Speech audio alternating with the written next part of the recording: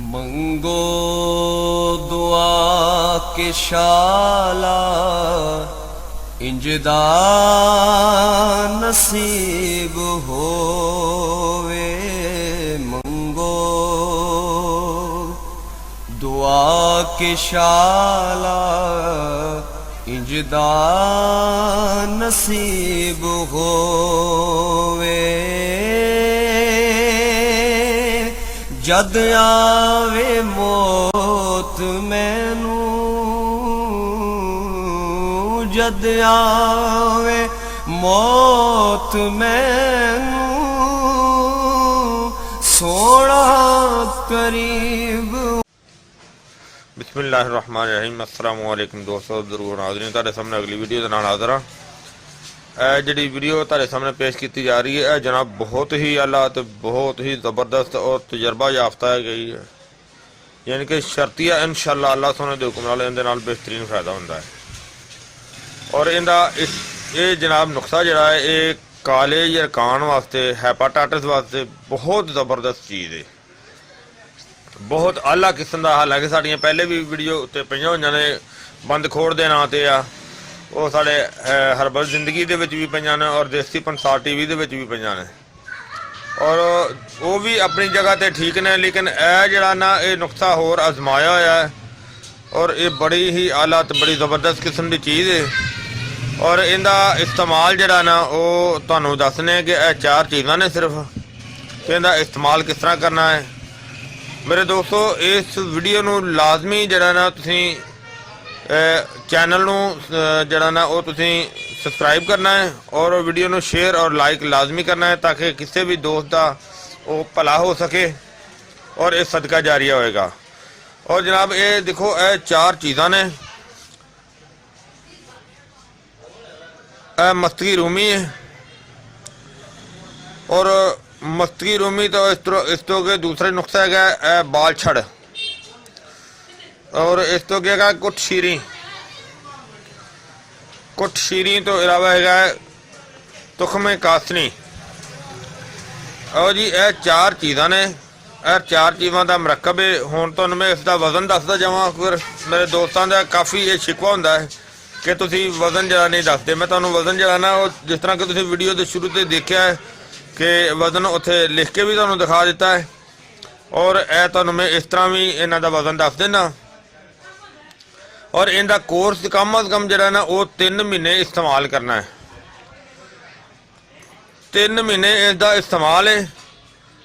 और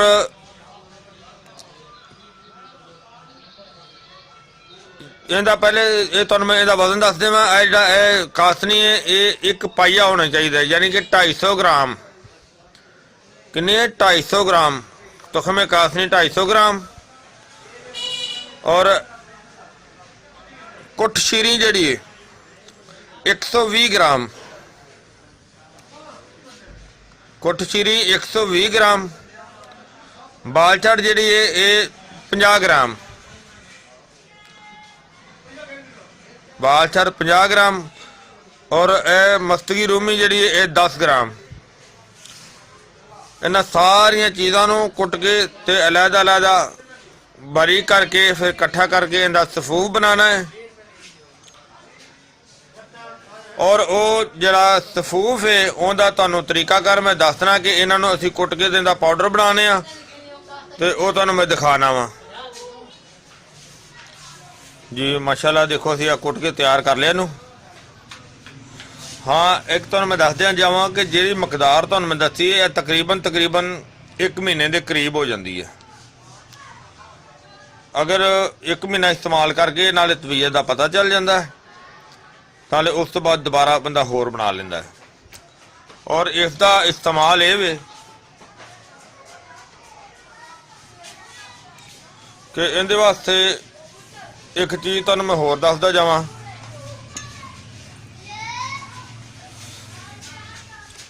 कि इहदा इस्तेमाल इहनूं किस तरह करना है। अद्धी चम्मच, अद्धी चम्मच सुबह, अद्धी चम्मच शाम नूं। खाना खाण तो पहले खाली पेट, ठीक है। देसी शहद लेना है, जंगली शहद हो, ਉਹਦੇ 'ਚ 1 चम्मच भर के शहद ਦਾ पानी ਵਿੱਚ ਪਾ ਕੇ, पानी ਦਾ ਗਲਾਸ ਭਰ ਕੇ 1 चम्मच शहद ਦਾ पानी ਦਾ ਗਲਾਸ ਲੈ ਕੇ ਉਹਦੇ 'ਚ ਪਾ ਕੇ ਉਹਨੂੰ ਖੋਰ ਕੇ ਅੱਛੀ ਤਰ੍ਹਾਂ, और उस दे नाल ਇਹ ਦਵਾਈ ਖਾਇਆ ਕਰਨੀ है ਅੱਧਾ चम्मच सुबह ਤੇ शाम 2 टाइम खाली पेट, निहार मुंह, निहार पेट। और इस तो अलावा तली हुई हर चीज़ का परहेज करना है, जिस तरह कि मच्छी, अंडा, गोश्त, मसरां दी दाल, बैंगन, पकौड़े, समोसे और तली हुई चीज़। इस तो अलावा गर्म शिया मज़ीद उसका परहेज करना है, और बड़ा अच्छी तरह परहेज करना है, सख्ती नाल परहेज करना है। और इस तो अलावा जिहड़ा कि ज़्यादा ज़रूरी खाण वास्ते आ, वो गन्ने का जूस बहुत ही बेहतर है। इस तो अलावा कद्दू का रायता बना के इस्तेमाल करना है, नाल सलाद ज़्यादा इस्तेमाल करनी है, चाटी दी लस्सी मिल जाए वो ज़्यादा इस्तेमाल करनी है। और कद्दू का रायता इस तरीके दे नाल बनाना है कि कद्दू एक कोई पाइया दा कद्दू हो जाए, देसी कद्दू नूं लैके ਉਹਨੂੰ ਭਰਥਾ ਬਣਾਉਣਾ है, जिस तरह कि बैंगन का भरथा बनाया जाता है। ਉਹਨੂੰ हल्की अग ते चुल्हा चला के वो कद्दू नूं उत्ते रख देना है, और थोड़ी थोड़ी देर बाद कद्दू की साइड जिहड़ी ना वो चेंज करदा रहना है। कद्दू की साइड चेंज करन तो बाद जदों देखिया कि कद्दू सारा पक जाएगा, उस तो बाद कद्दू नूं ठंडा होण दे वास्ते रख देना है प्लेट 'च। और उतों जदों ठंडा हो जाए, उतों जलिया जलिया जड़ा अगर होएगा वो अच्छी तरह साइड ते उतार देना है, साफ कर लेना है बिल्कुल। और जड़ा बाकी बचेगा उन्होंने चम्मच दे नाल अच्छी तरह फे लेना, अच्छी तरह फे के उस तो बाद तुसी हसबे जरूरत एक इन्ना सारा प्याज लेना है, जड़ा कोई तकरीबन 1 छटांग का प्याज होवे, और उन्होंने बरीक बरीक एक छन्नी दे विच कट के, और उस दे अंदर सेब का सिरका 2 चम्मच सेब का सिरका जरा ना उस दे अंदर डाल देना है, और उसनों कम अज़ कम 2 घंटे वास्ते रख देना है। यानी कि 2 घंटे तो बाद तुहाडा कद्दू भी तैयार हो जाएगा, तुहाडा सिरका वाला प्याज जरा ना वो भी तैयार हो जाएगा।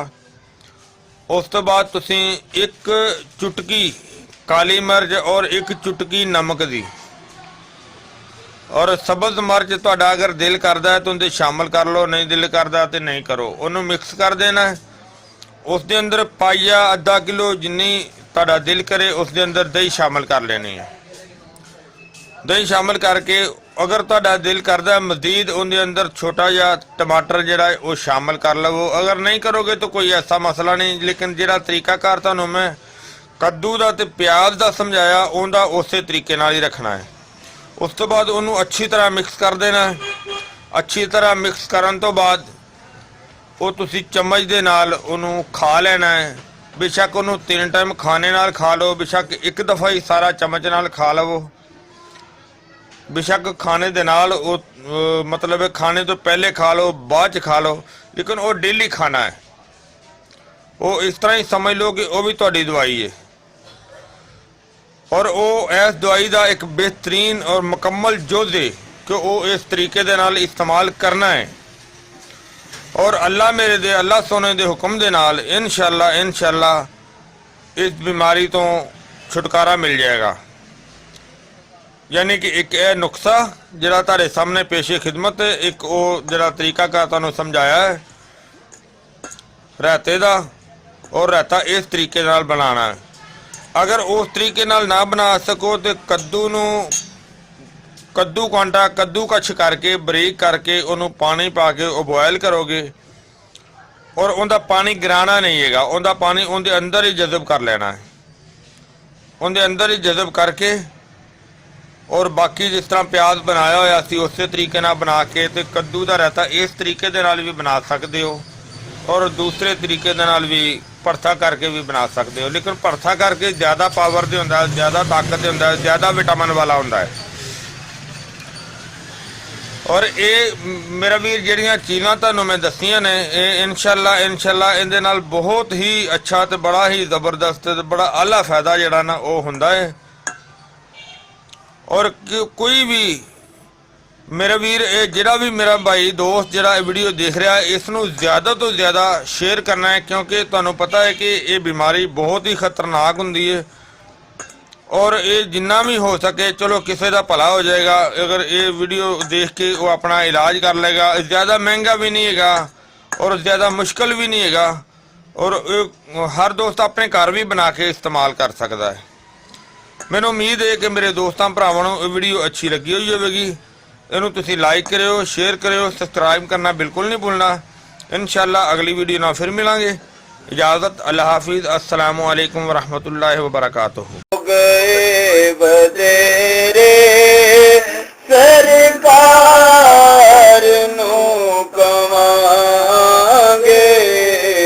गम हो गए बतेरे सरकार नू कमांगे, दर्दां दर्दां दर्दां ने पा